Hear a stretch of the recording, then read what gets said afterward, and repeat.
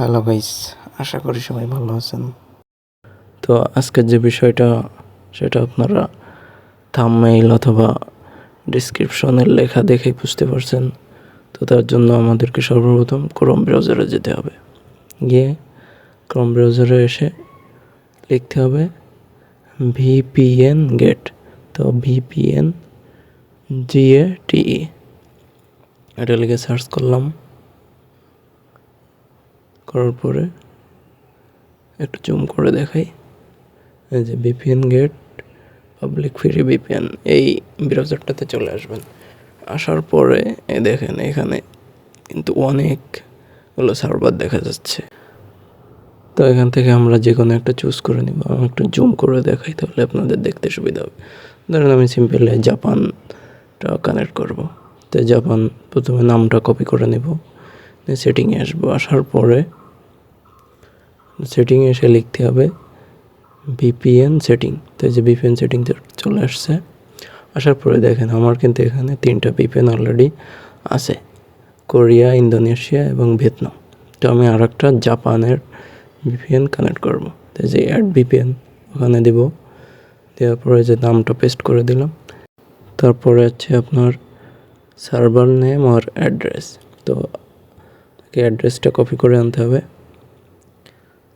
যে অ্যাড্রেস আছে এই যে এটাকে কপি করে নেবেন। কপি করে নিলাম। নেওয়ার পরে ওখানে দিয়ে দিতে হবে। আপনাদেরকে একটু জুম করে দেখাই, তাহলে আপনাদের জন্য দেখতে সুবিধা হবে। এই যে অ্যাড্রেস, এটাকে কপি করে নেবেন। তাই কপি করে নিলাম। নেওয়ার পরে আবার ওখানে যে পেস্ট করে দিতে হবে। দেওয়ার পরে এই যে ভিপিএন টাইপ এখানে যেটা দিবেন, ওটার জন্য আপনাকে ক্রোম ব্রাউজারে যেতে হবে। যাওয়ার পরে যে দেখেন MSSTP, তো ওখানে MSSTP অপশনটা সিলেক্ট করতে হবে। তো এই যে 2 নম্বরে অপশনটা আছে। তারপর হচ্ছে ইউজার নেম আর নিচে আছে পাসওয়ার্ড। তো পাসওয়ার্ড আর ইউজার নেম আমরা ওখানে পেয়ে যাব। তো আমরা স্ক্রল করে উপরের দিকে আসব।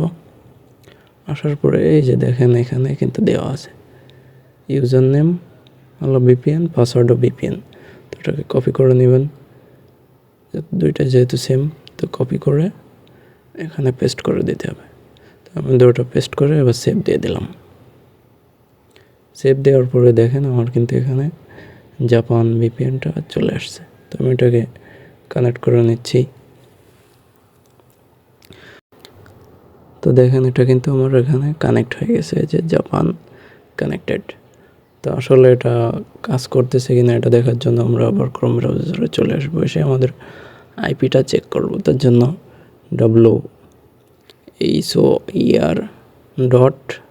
WHOER.net এটা লিখে সার্চ দেব। দেওয়ার পরে এন্টারে চাপ দেব। দেওয়ার পরে একটু লোডিং হবে। লোডিং হচ্ছে, একটু ওয়েট করেন।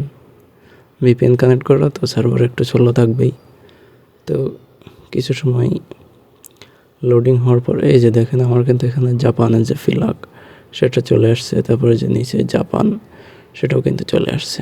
তো আপনারা চাইলে এইভাবে ফ্রি ভিপিএন ইউজ করে যে কাজগুলো আপনারা ভিপিএন ছাড়া করতে পারেন না, সেটা করতে পারেন। তো ভিডিওটা দেখার জন্য সবাইকে ধন্যবাদ। ভালো লাগলে ভিডিওটা লাইক করে দিবেন এবং সাবস্ক্রাইব করে দিবেন, যাতে সামনে থেকে এমন গুরুত্বপূর্ণ ভিডিও আরও পেতে পারেন।